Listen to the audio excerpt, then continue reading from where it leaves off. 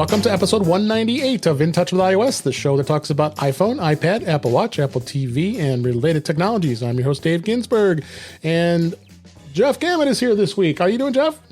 I'm doing great, and it's awesome to get to hang out with you. So, thanks for having me on again. Absolutely. We always enjoy having you, but we enjoyed Kelly Guimont being here as well. How are you doing, Kelly?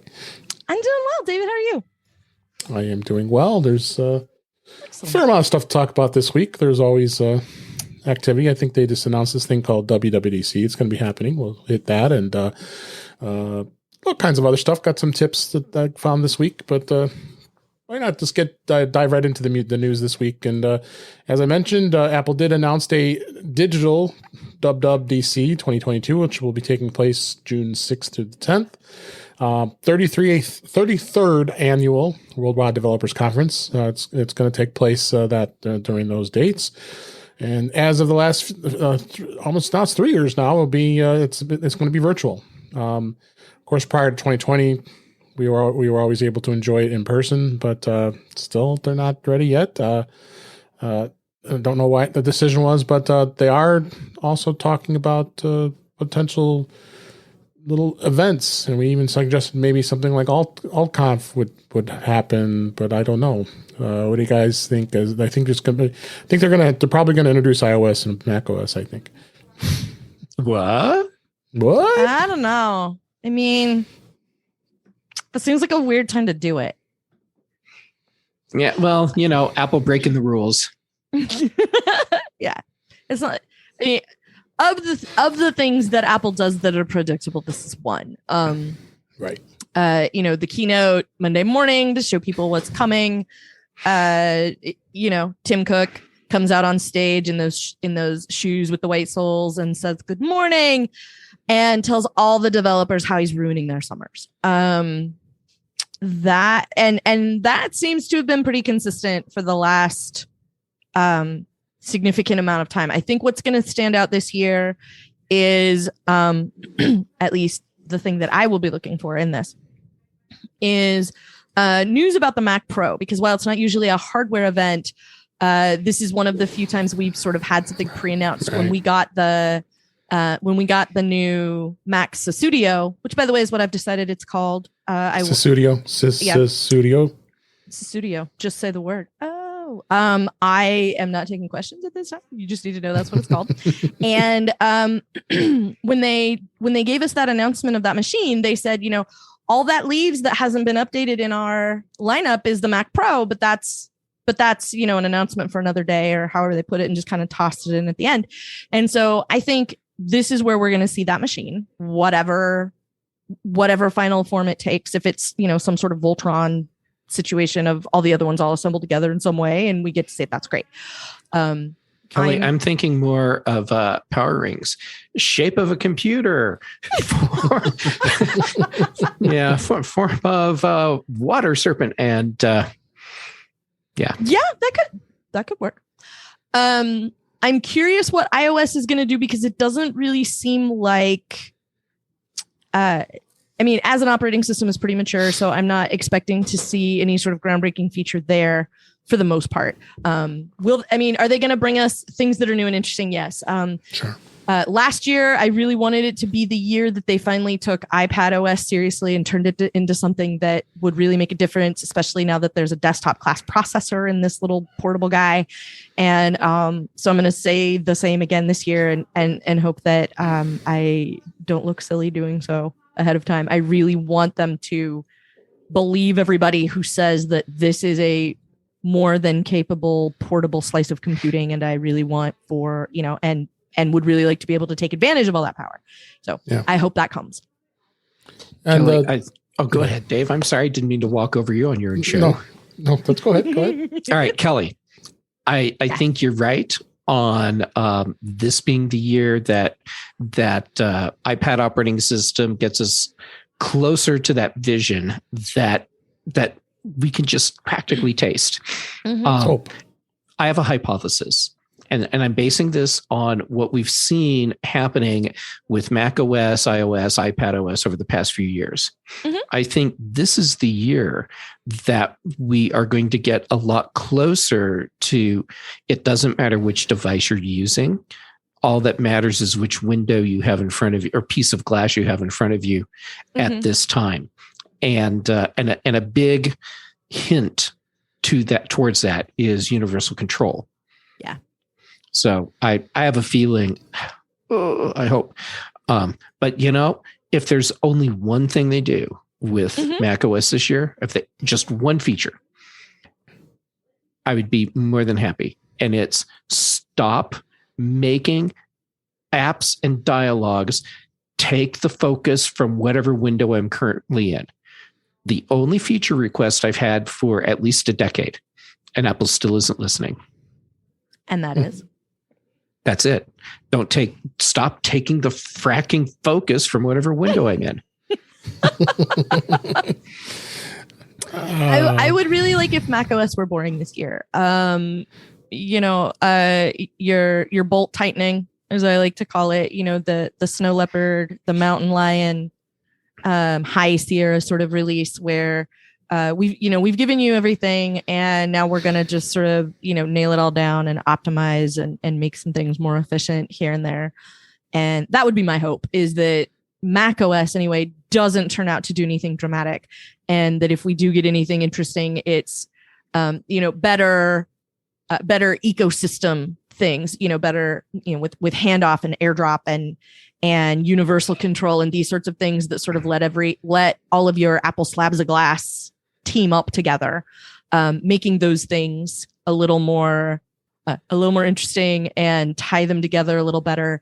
That would be the thing that I would hope for, is that, the big feature isn't really a big feature. It's more like, this is another thing that makes it so your phone and your iPad can work together better, so your iPad and your Mac can work together better, all that kind of stuff.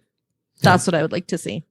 So also, the event also had a press release that said there's going to be a call to code event, which Apple says it's putting together as a special day for developers and students on June 6th at the Cupertino campus, with select attendees and developers invited to have be part of a viewing party. So a lot of students and developers to attend and watch the keynote and the State of Union videos together. So not much information is on that as of yet, but I would venture to say Apple's probably going to keep that attendance pretty small. I would think. Oh, sure. So it should be interesting. Got a couple months away from that. But let's dive into some more news here. This week, the Hulu app now gains support for SharePlay. Hulu app in iPhone, iPad, and Apple TV was updated to support SharePlay, allowing Hulu users to watch streaming TV shows and movies with one another over FaceTime. Which, of course, we know that feature was released in iOS 15, designed for people to have more fun sharing things, and the screen sharing and all kinds of other things have been great.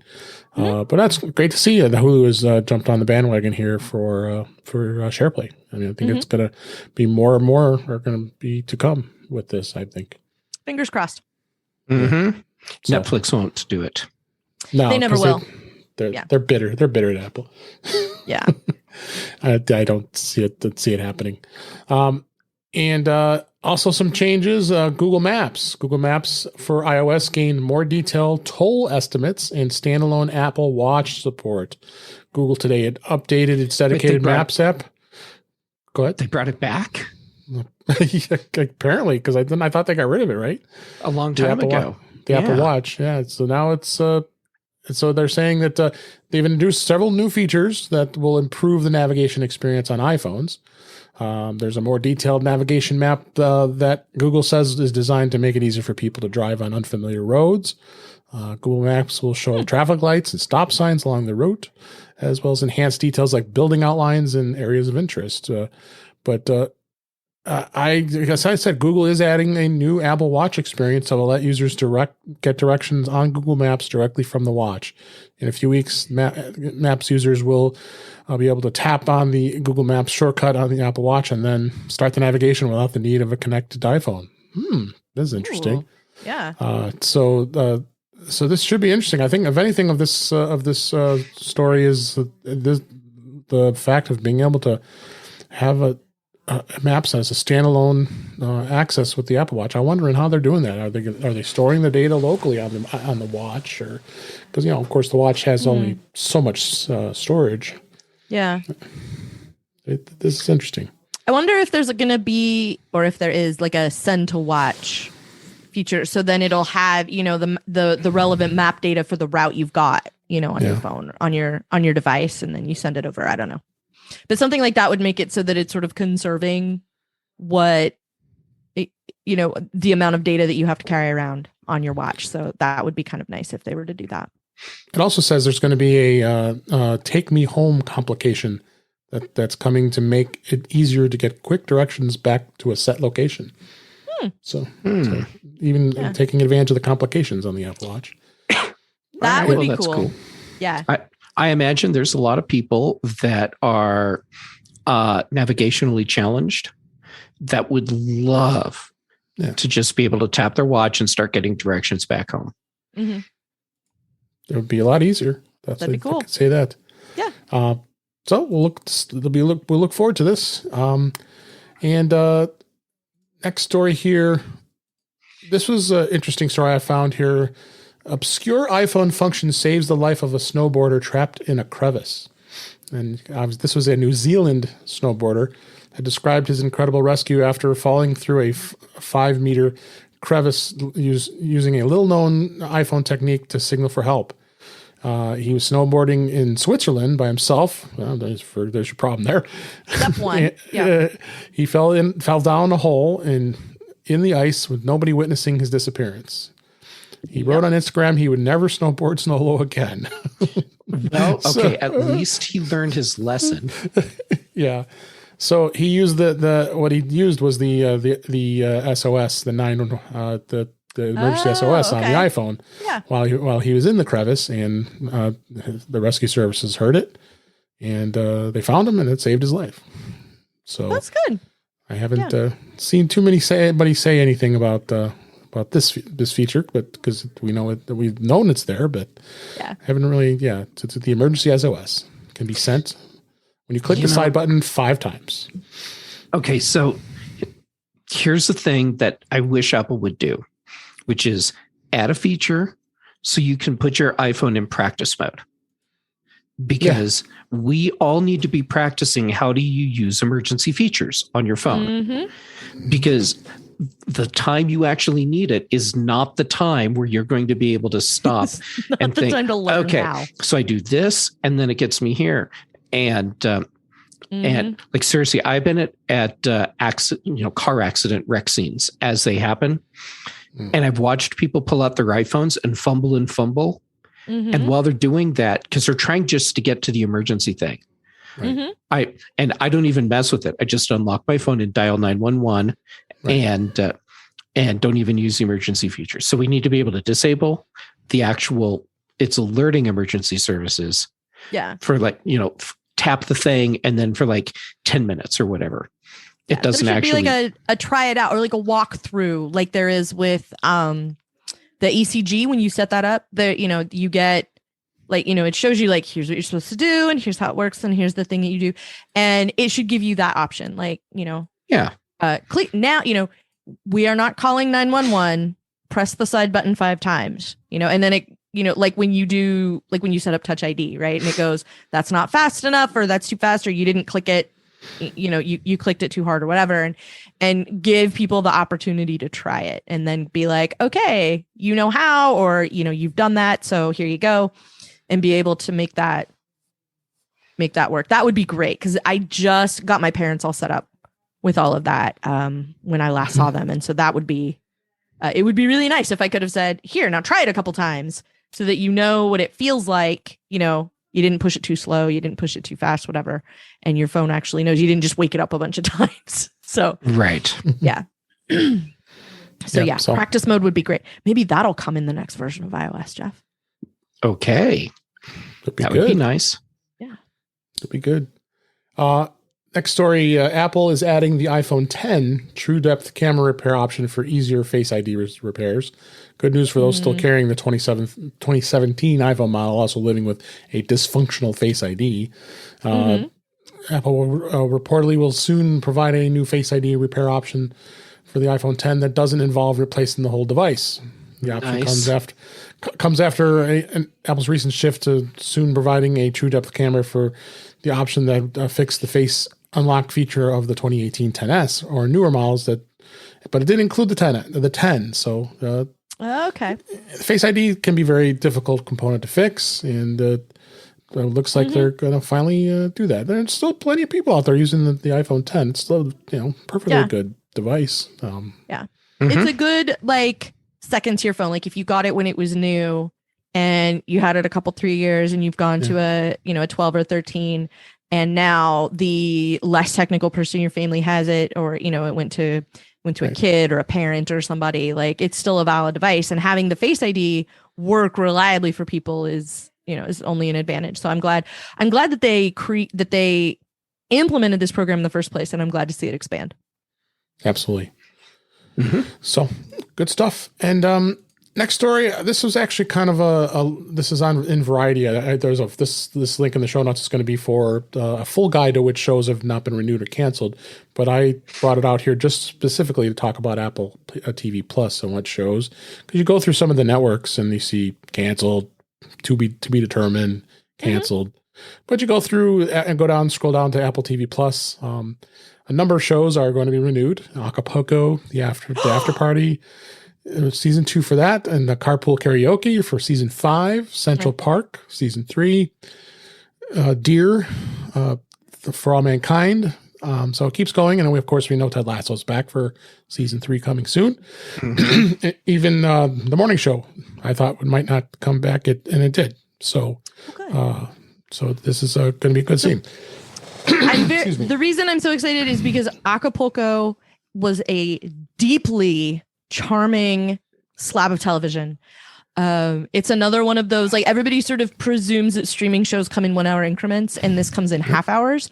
And I adored it. It was so much fun and so entertaining. I love the mechanism that they're using. It's this guy who's telling the story of when he started working at this resort, and he's some sort of high powered dude now. And he's telling his nephew the story of how he got started in business and how he learned everything from this guy, because this guy ran the resort in Acapulco where he got his first job. And it is everyone in the cast is just perfect, pitch perfect for what they do. The show is really fun. It's all set in the 80s. So much of the hotel itself is obnoxiously pink. Everything is all of the stuff is very of its time. All of the costumes, the hairstyles, the way people speak, all of the things. It's just so charming and so fun. And if you haven't seen it, I cannot recommend it to you highly enough. And I'm not going to tell you what happens, but it's really fun to watch. And the way the season ended, I just went, there has to be a season 2, and I could not find any information about it. So I am very excited to find out that it's coming back, because I really need to know how it turns out. Other ones. Go ahead. Looking at this list, to me, it says that Apple has been very good at picking the right shows, because they're renewing basically everything. And there's a couple things that still are to be determined, but the majority of their lineup is coming back for another season. Only one that was canceled was Little Voice, and Little America's coming back for season 2. Yeah, Tiny World is still to be determined, and Schmigadoon also. And Trying is premiering in July. And Little Voice was it wasn't Apple that canceled Little Voice, right? There was some sort of something that people who were part of the show decided that they couldn't for some reason, if I'm remembering. Oh, okay. So it wasn't Apple went, oh, nobody watched it, so we're done here. It was like Sarah Bareilles is involved, and Sarah Bareilles was like, I can't continue because this thing or whatever. I don't remember if anybody ever said what it was, but it was like the people involved with actually making the program who decided not to continue. It wasn't Apple. I was a little confused. I was confused between that and Little America, which was very good. Little America was very good. I'm really glad to see that there's going to be more of that. So, as we talked about last week with Coda winning the Academy Award for Best Picture, it obviously see that a lot of traction going on with Apple TV Plus, and it'll just continue to go.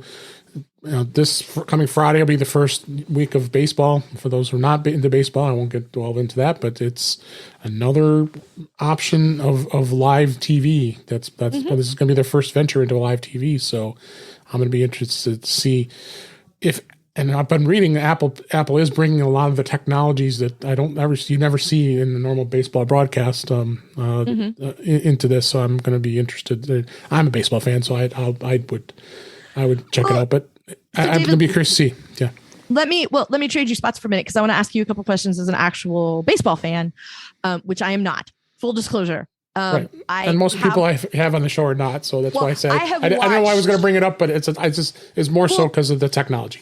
I'm interested for a bunch of reasons. And first of all, I've watched far more baseball than even baseball fans probably have in a lot of cases. However, that said, I would like to know what you think of it as far as the ecosystem, because the pieces of it that were interesting to me were Apple getting into this and saying, like, you can follow your favorite baseball teams on Apple News and get alerts about them. And there's going to be the streaming component that we get in the States that's not mostly going to be available in the rest in the other countries where you not in your local market. Right. But there's the 24-hour streaming thing where they're going to show like highlights from yesterday's games and things like that. And they're kind of spreading it out across like a bunch of different pieces of content providing that Apple can do for you, because like you can get stuff in news, you can watch it on the TV app, you can you can get the other updates about things through some of the other things that Apple's giving you. Right. And I was curious how that sounds to you compared to other ways that you could consume baseball. Well, I mean, T-Mobile every year offers a free subscription to the MLB.TV app. Okay. So I get access to everything, but I can't watch my local teams because MLB has a blackout restriction for your local market. Why? Which is crazy. That rule has been in place for you're supposed to go see the game yourself in person or something. Yeah, it's a rule from that should be gone. I mean, this was like from 40 years ago when they were worried about it taking away from filling the park. I don't think you have to worry about them filling the park at this day and age. I know I'm totally derailing us, but I need help with this because I'm not someone who routinely watches spectator sports. Right. Mm-hmm. So they do blackouts, meaning you can't watch your local sports team when they're playing or when they're playing in certain locations. When they're playing. Doesn't matter because it's home or away. Because, because like in your case, Colorado Rockies, if you can't watch them on MLB.TV, you have to go to your local TV provider that would provide that provide that game to watch it. In my case, the Chicago Cubs have a marquee sports network. I can't actually, because I'm an Xfinity subscriber, that links my account to being able to watch that. So today I got to watch opening day baseball that they played at Wrigley Field, and I had to watch it on there because the Marquee has its own app, as well as I could have watched it on Xfinity's app. So, but it's crazy. I think MLB's going to need to take that rule and go away. But in the case of this Friday Night Baseball, it doesn't matter. It's a national game, so anybody can watch it. If the Cubs are playing on Friday night, for me, and Dave can watch it. I can watch it, or the White Sox for that matter. Yeah, a national game. What does that mean? Meaning nationwide. It's being shown nationwide, so anybody in the nation can watch the Friday Night Baseball on Apple TV Plus. Yeah, there are some games that are shown on a network, like ABC will have a baseball game, or like a broadcast television network, or ESPN or whatever will have a game. And when they have that game, anybody anywhere who can watch ESPN can watch that game. It doesn't matter where you are or who the teams are. This is the same for all sports. Just to make this easy for you, Jeff, every sport does this. It's shenanigans in all of them. And they do it because reasons. Yeah. Okay. That's about good enough. that's about the long and the short of it. Yeah. All right. Let's go ahead and move on because this isn't a sports podcast. But I'm looking. It's not a sports show, but I'm looking forward to it because I'm curious how Apple's going to do. How Apple's going to present this to people. I want to see how it works and what that looks like because it's the kind of thing that people like you, David. It's $5 a month. Right. And if you want, you're getting live baseball every Friday. If you pay for TV Plus, it's $5 a month. And if you pay for TV Plus that also has baseball, it's still only $5 a month. And so I'm really curious if this is going to start bringing people in. I want to see how it goes. I hope so too. All right, my super fast comment. Sorry, Dave. We've gone crazy. My super fast on topic comment. I think this is a good move because it adds more relevance to Apple TV as a Plus as a platform. Okay, I'm done. All right. Next story is HBO Max. They finally updated the Apple TV app with new features and improved stability. Warner Media today announced that they will be rolling out a revamped HBO Max app for Apple TV over the next few weeks. I think I got it today because I started playing with it and I was able to download it. But the new TV app OS is going to provide the much needed performance stability. Yeah, it was horrible. No kidding. It was brutal. And the update app is also going to look similar. They said it's going to look similar to the original version. I started to notice some color differences, but they will have a new a scrollable hero banner, which was I did see. So that I do have the new app where with the pad you can scroll through and be able to look at some of the stuff, and do some better things with the My List and My Stuff editing. So good to see finally. I mean, HBO is obviously a very popular network, and it just didn't make any sense to me why HBO was so behind on having a quality app on any of their platforms. The basic on a basic level, it was really baffling. My hypothesis is their developer team was sitting in a basement somewhere, and all they kept saying was, "I hate people. I just hate people. I hate every person on this planet, and I'm going to make it burn right through this app." Well, now that AT&T is selling off the Warner Media, so it maybe we'll see some more improvements because we can live in hope. Yeah, we don't love AT&T. Last story for this week. Apple today actually released new feature updates to Pages, Keynote, and Numbers with productivity improvements and more. 6 months after the last update of the iWork suite, Apple is releasing new version of those three apps and for iPhone and iPad as well as Mac users. Some of the features, I won't go through all of them, but there's a couple of notable features here. In Pages, you can publish directly to Apple Books with larger file sizes. They insert page numbers anywhere in your document, and quickly start writing a new document on iPhone and just touch and hold the Pages app icon on the home screen. That's always good. And then Keynote, they had a couple things enlarge slides to a maximum zoom level of 400%. Ooh. And edit font sizes more precisely with up to 2 decimal places. So the updates are out there. They won't come in automatically in your queue right off the bat. I went and just grabbed them by going to the App Store and opening the app, and it said, update. Yeah, they haven't shown in the updater interface yet. I understand what you're saying now. This is my shot talking or making me slow again. Yeah, I'm with you. I'll shut up. Hi, I'm glad to be here today. I'm Jeff. You're good. So you actually can go and open the app in the App Store, and then it will it'll force the update. We just seem to have talked about that last week about iOS. But it's kind of stupid. Why not just make everything work consistently? I know, total crazy harebrained thought, but that's totally the shot talking. It's totally the shot talking. Yeah. So for those of you that weren't here before the show started, I'm not going to elaborate on that. You can just wonder what that means. If you would like to find out what kind of references we're making, you can always join the live stream. That's you good. Or send money to Dave's Buy Me a Coffee and then, bribe him into telling you. Oh, yeah, that could also work. For a nominal fee, you could. David will be happy to dramatically reenact it for you. All right, that's the news for this week. Let's go to topics. Finally, there is a beta. it's been what, 2 straight weeks with no betas at all. I was like just shocked. Beta this week is iOS 15.5 beta 1. It was released this week, and there are some new features added, and notably, you're seeing some classical music references because Apple bought that classical music app, and they're going to embed that. They made some changes to the Apple Pay Cash section of the Wallet app. Now, request and send buttons are much easier to manage and get right directly from the wallet. The Home app now has Wi-Fi signal bars that let you ensure that the HomePod has a connection in the Home app. Wow, there's a concept right there. God. You can actually you'll now know if your HomePods actually have a good signal. Wow. That's way overdue. But also universal control, according to their release notes. Here's another reason why you shouldn't be installing beta if you don't want to lose connectivity.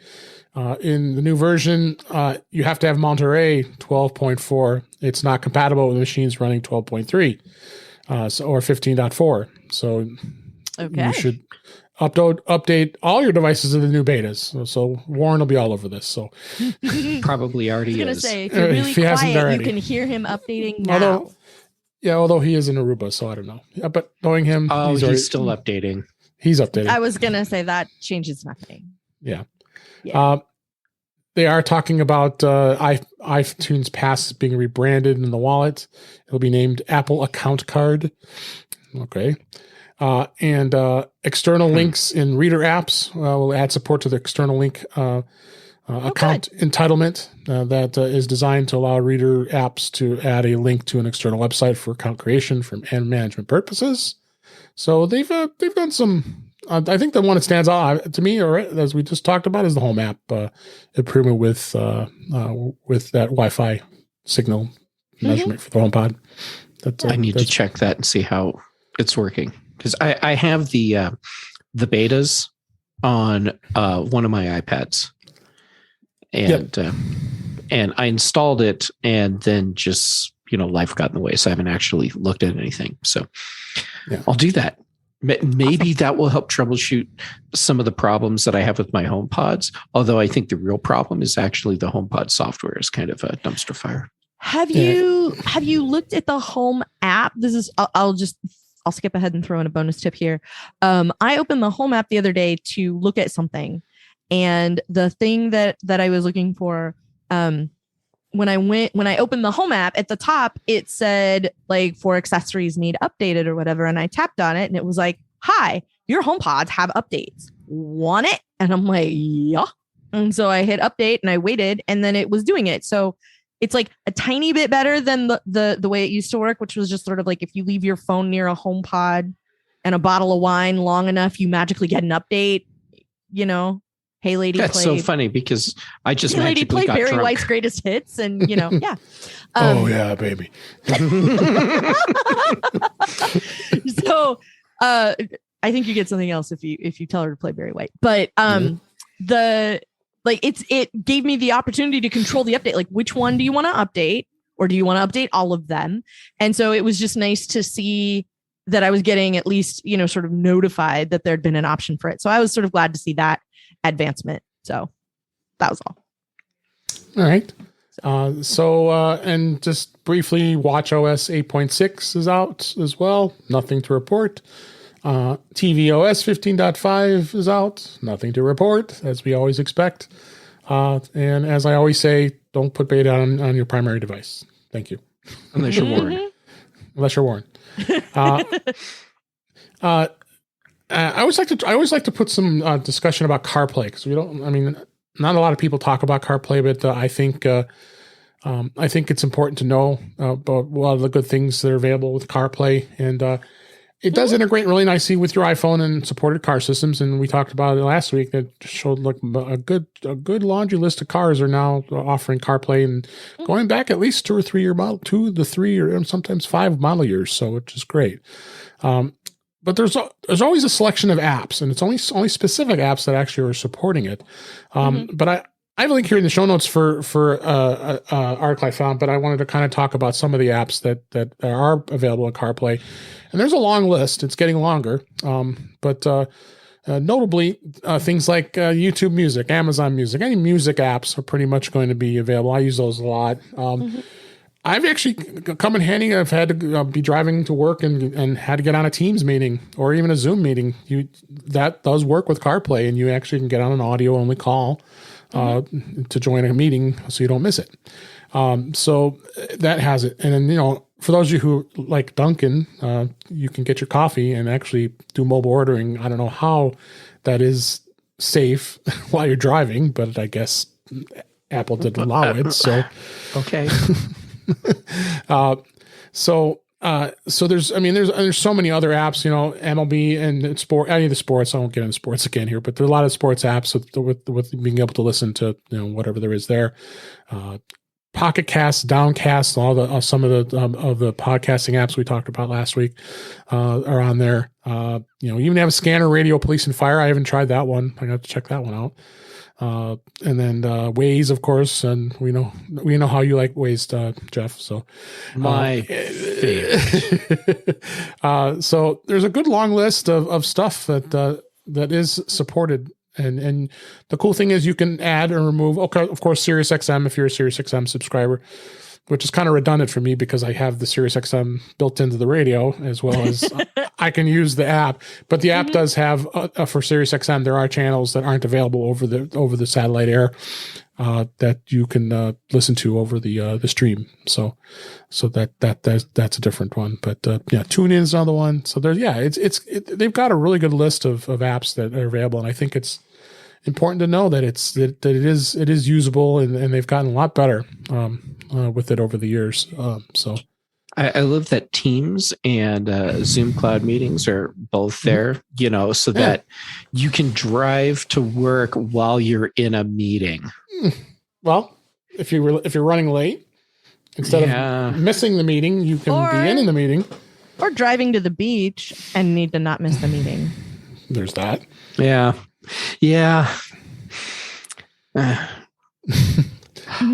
Even got Spot Hero, so you can go. You can do your parking. Get your parking.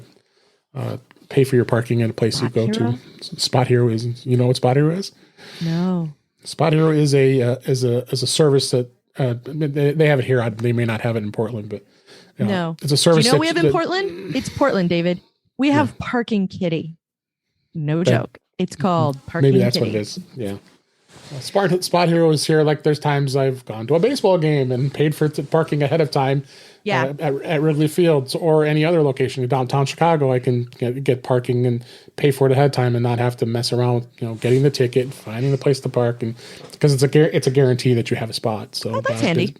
Okay, that's actually really cool. Yeah, that would be awesome. Yeah, it's a pretty good service. There's a lot. There's a Chicago in itself, they have all kinds of other parking, with their meters. You can go up and get the meter number, and then you pay for it instead of having to put coins in, which I think most have been gone these days. But, but no, it's good to have that right on your screen in your car, and CarPlay just continues to do well with things here. So, Kelly, you said you have a tip. Since you have this tip as being our guest this week, please let's talk about your tip, and I'll dig into some of our tips as well. Okay, so I just found out about this from my friend Aaron Hockley. Full disclosure, I had him. I sat down and did an interview with him over on the Slice. So this is like a sneak peek of one of the things that we talked about, because you can listen to me live in the show. Go, whoa, that's awesome! So if you turn on, basically what it comes down to is that if you are holding your phone parallel to the ground, so if you are pointing your camera at the ground or you're pointing it at the sky, when you do this, your phone will figure it out, and you'll notice that there's a little white and a little yellow crosshair in the middle of the camera all of a sudden. And if you wiggle those around, it'll show you that it's level. It's like a bubble level for your camera. So like you're trying to document scan and you want to make sure you're not, you don't have like a list to port. Like you can use the level to figure out, like, I'm taking a picture over top of this piece of paper and I've got it right. Or, you're taking a picture up and you can see that it is going to line it up for you so that it's not crooked or, something like that. So I didn't even realize that was a thing. Mm-hmm. And it's awesome. So there you go. Kelly, I have a question about that thing. Because first, I apologize. I didn't know you didn't know about that. You're fired. And Yep, rightly so. But do you know if it works all the time or only when you have the grid on? Because I always have the grid on. I guess I could turn the grid off and find out. Well, to my knowledge, it has to be flat. Well, right. But you know how you have the grid view turned on? The grid, I don't know. Let me look at my camera. I have the grid on. Because for me, I have the grid on. Yeah. And so actually, how do you turn the grid back off? How funny. It's in settings. You can do it. Oh, right. You don't do it in the camera. You do it in settings. So I turned it off. And so now let me see if I take my camera and lay it flat. You have to have the grid on. Okay. Because I turned it off and now it doesn't show. There you go. Turn the grid on. All right. Yeah. But if you have the grid and it's in settings under camera, which is way far down the list, oddly. But if you do that, then you get a level for it. And I think that's cool. And part of the reason I think it's cool is because not just when you take a picture down to the ground, but when you take a picture up, you can also make sure that if you're taking a picture of the ceiling or, something overhead, that you can get the same option. So I thought that was cool. And if you lay your phone down, like on a table with the camera on, even though the lens is completely covered and all you see is black, the level thing still works. Get the level. Yeah.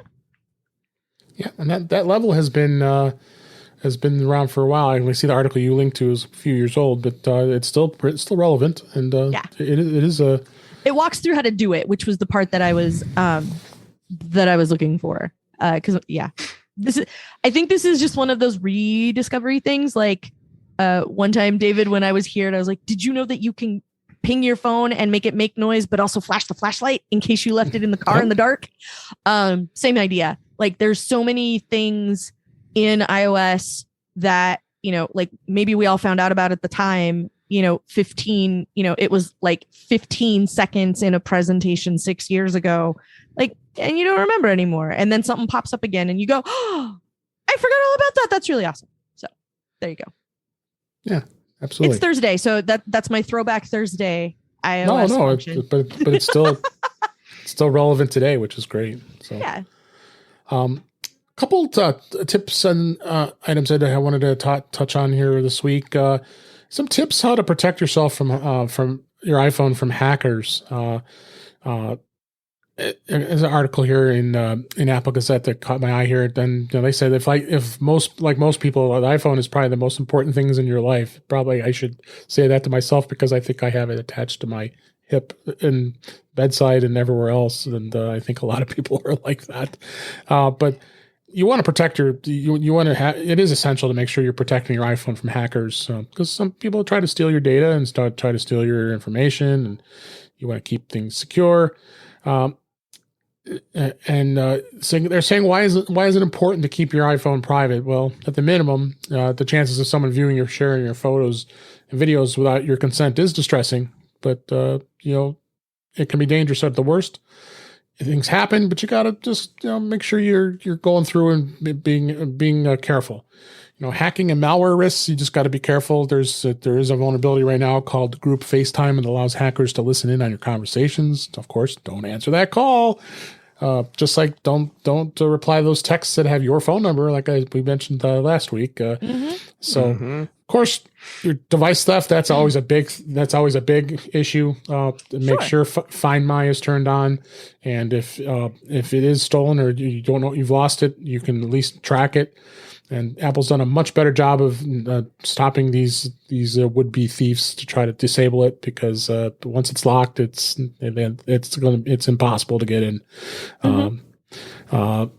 Data harvesting and other privacy concerns, always a number of ways compromising, like through collecting personal data without consent, all that stuff. It's just super important to make sure that you just keep yourself careful.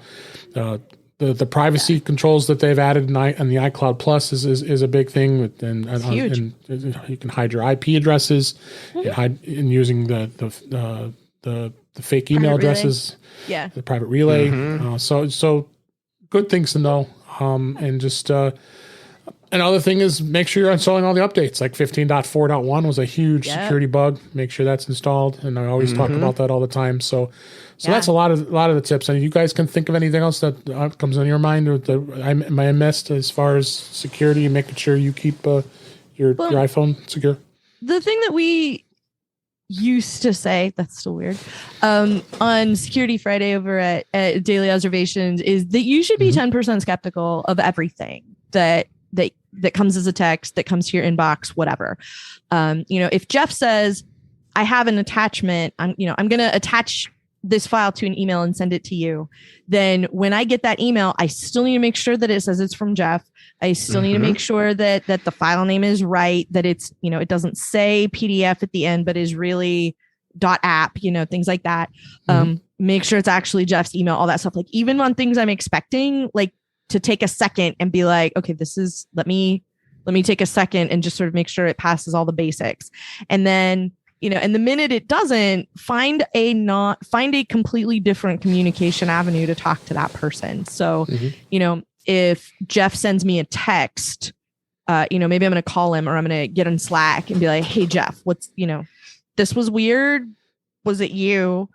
And Jeff goes, yeah, it was the shot talking. It was the shot. Okay. Shot. So, just always at the barest minimum. And part of the reason for that is because one of the first sort of hacks we all had to defend ourselves from was somebody with a Yahoo email address that had a bad password. And now somebody scooped up all those contacts and is masquerading as Aunt Betty and trying to tell you, whatever they're trying to tell you. And those sorts of things are a problem. Are a problem for that reason. And so, now they have all your contacts and know that you are somehow, maybe you have maybe you have all of the same last name, right? And so now, I'm pretty sure you're a family member, so I'm going to tell you, hey, fam, or whatever. And so, that's, that kind of stuff you always have to worry about. And that's what, for most people, that's where it all started was, or Facebook, so there's a fake profile on Facebook going around friending all my friends and telling them I need $10 or whatever.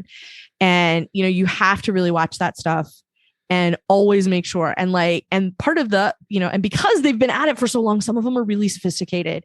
So you can get something that looks like a legitimate receipt from McAfee that says that you just sent them $500. You can get something that looks like you renewed Spotify on the Apple App Store for $200. I'm like, I don't even have a Spotify account.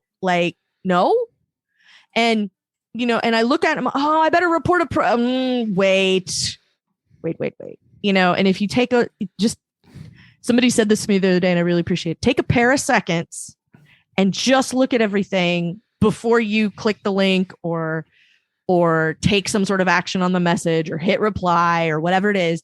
Always double check because you never know when that thing is going to be the fake thing. And if you think it's real, and the bank emails you and says, just disregard the email and go log into the bank and see what the bank has to say for themselves. Because if it's that big of a deal, you're going to see it when you log into your account. There'll be a banner at the top or something. So just try and pay a little bit of attention to that stuff before you take action would be the biggest thing.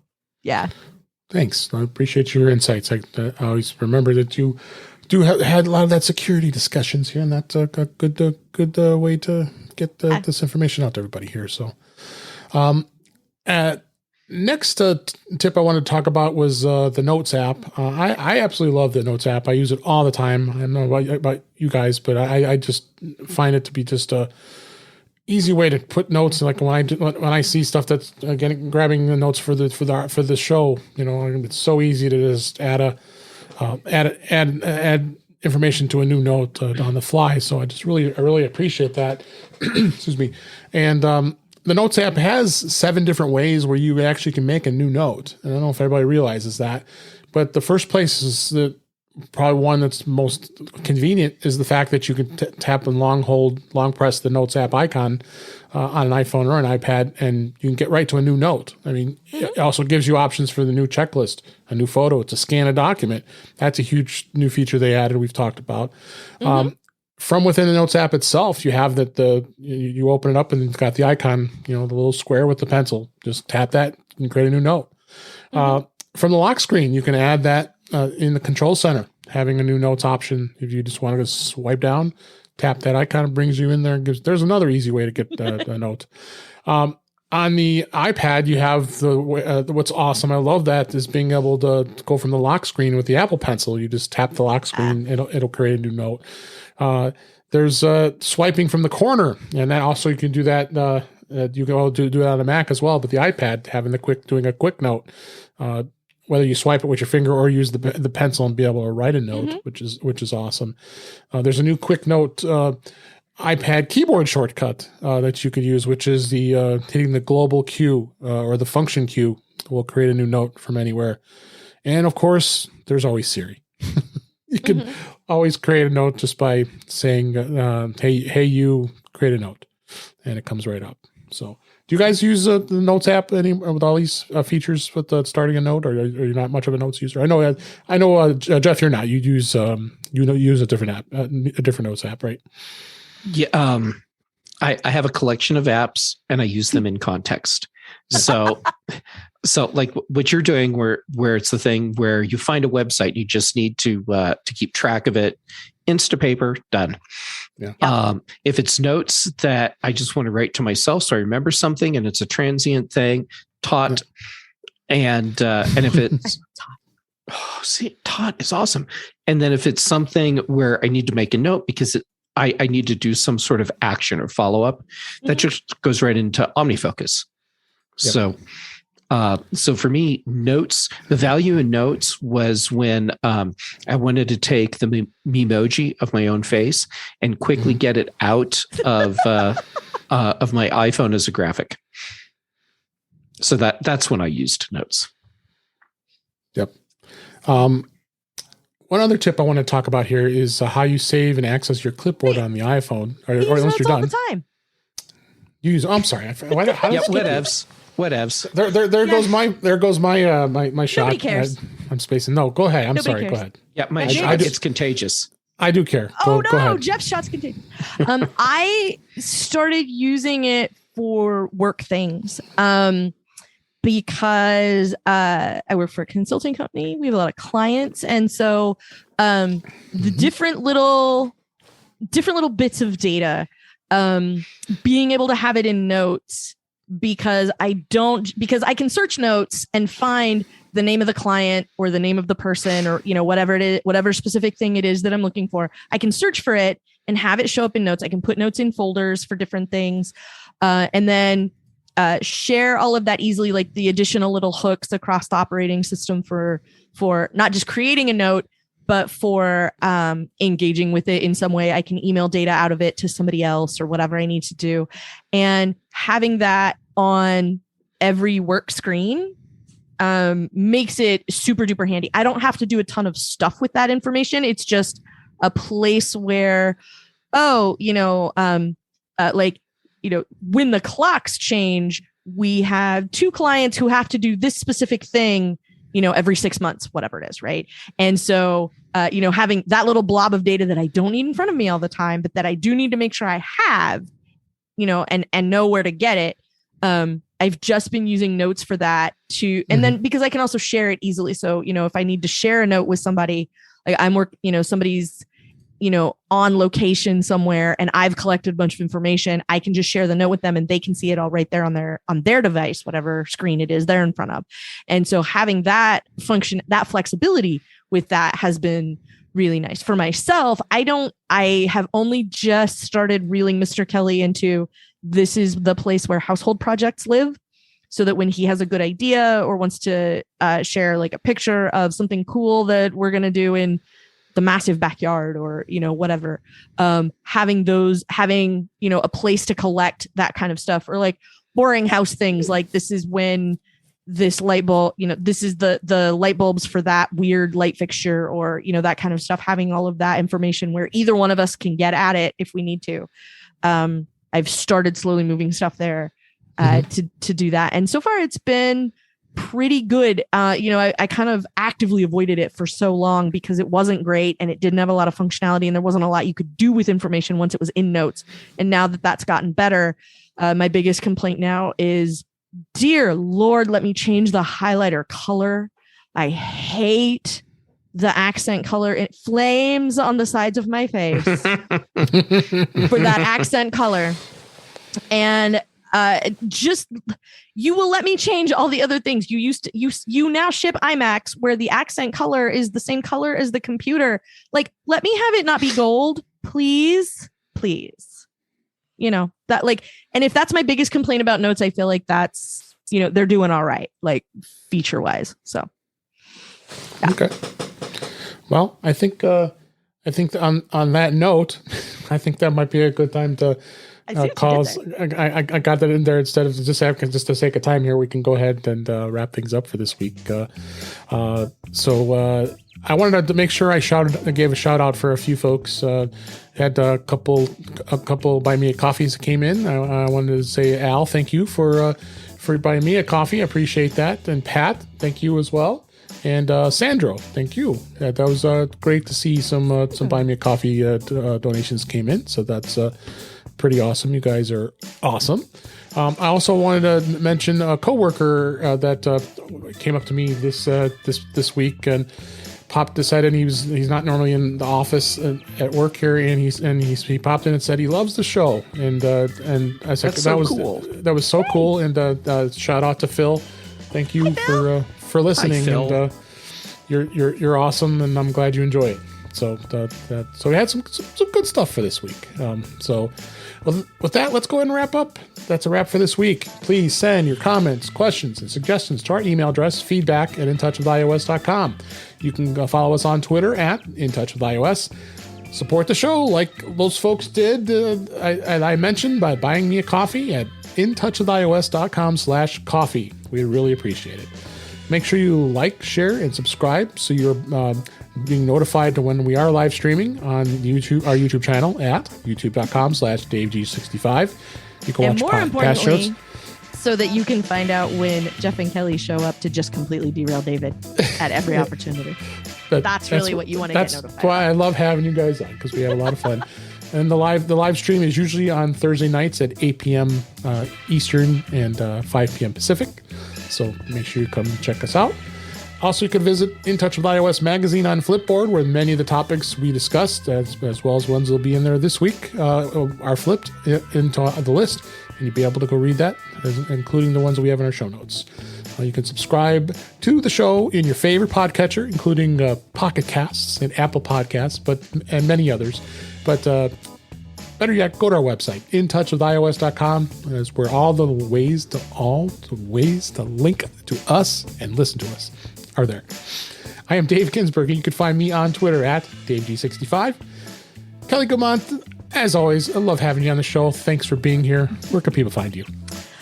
Well, you can find me on YouTube, where I'm slowly spinning up my YouTube channel for The Slice, which is my new website, and it is over at theslice.tech. You can find me there, and you can find me on the Incomparable Network, occasionally rabble-rousing over there, as I am wont to do. And on my own show, I Want My MCU TV, where we talk about the current, whatever the current may be, Disney Marvel show that is streaming on Disney Plus. I'll figure it out. I'm out of words. And I think that's my shot talking. And so you can hear me on I Want My MCU TV, where Don Melton, Lisa Schmeiser, Nathan Alderman, and myself will be talking about Moon Knight for the next little while. And the rest of the time, you can find me on The After Show with Mike Rose, where we also give shout outs to our listeners. If you publicly admit listening to us in public, we will say hello to you on the show in perpetuity. I haven't admitted it. It's been known to happen. And the rest of the time, you can find me on Twitter as Verso. Thanks. Jeff Gamet, as always great having you here. Where can people find you? But it's always a blast getting to be here. First, if it looks like I've been in an earthquake off and on throughout the evening, my office manager, Kat, has been very demanding this evening and keeps hopping up and moving around the desk. So when I'm not paying attention to Kat, you can find me on Twitter and Instagram, jgamet on both, and youtube.com/jgamet for my videos, and Tuesdays on Mac Voices Live, Thursdays on The Big Show, and Fridays on The Mac Show, and then a lot of what day is this? Thursday evenings here. And then Brian Chaffin and I have teamed up for The Context Machine. Good stuff. Thank you so much. And thank you for listening. We really appreciate it. And all I can say is we'll talk again soon.